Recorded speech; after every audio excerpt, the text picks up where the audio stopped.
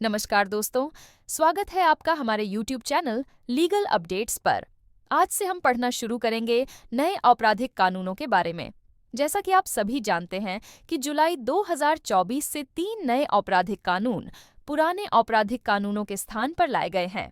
Indian penal code 1960 की जगह भारतीय न्याय संहिता 2023, क्रिमिनल प्रोसीजर कोड 1973 की जगह भारतीय नागरिक सुरक्षा संहिता 2023 और इंडियन एविडेंस एक्ट की जगह भारतीय साक्ष्य अधिनियम 2023 लाए गए हैं। सबसे पहले हम लोग भारतीय न्याय संहिता के बारे में पढ़ेंगे, जो आईपीसी की जगह स्थापित की गई है।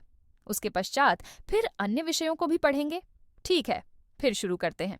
शुरुआत से पहले हम लोग कुछ प्रश्नों पर विचार करेंगे, जैसे क्या आईपीसी से पहले, मतलब जब आईपीसी लागू नहीं हुई थी, यानी 1860 से पहले, क्या अपराध नहीं होते थे? अगर होते थे तो उनके लिए दंड का क्या आधार था?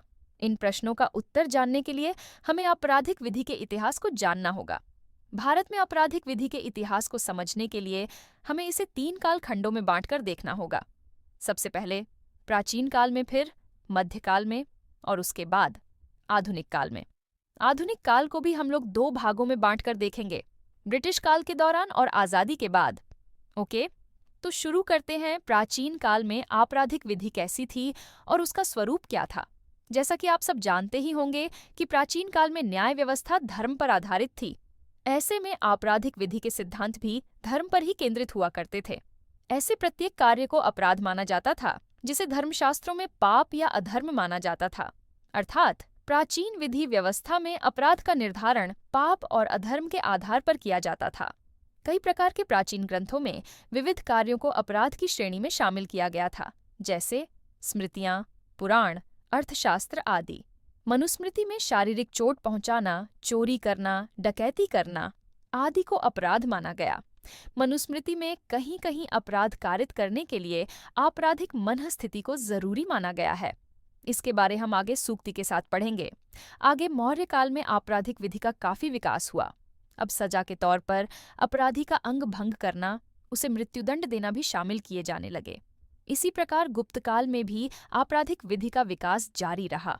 इसके पश्चात मध्यकाल में भारत में दिल्ली सल्तनत के दौर में ज्यादा विकास नहीं हुआ। इसका कारण था कि इस दौर में बार बार सत्ता परिवर्तन होना और विविध आक्रमण हुए।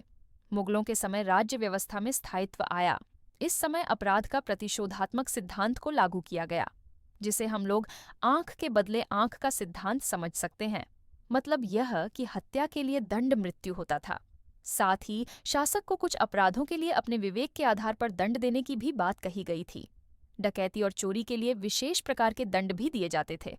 तो दोस्तों, अब तक हमने प्राचीन और मध्यकाल में दंड व्यवस्था के विकास के बारे में पढ़ा। आधुनिक काल में आपराधिक विधि के विकास में बारे में हम अब अगली वीडियो में पढ़ेंगे। अगर आपको यह वीडियो पसंद आई हो तो कृपया वीडियो को लाइक और अपने दोस्तों को शेयर कर दें। साथ में यह भी निवेदन है कि चैनल को सब्सक्राइब कर दें। अगर आपको वीडियो पसंद न आए तो अपना सुझाव कमेंट बॉक्स में लिखें, ताकि हम आने वाली वीडियो में सुधार ला सकें। धन्यवाद।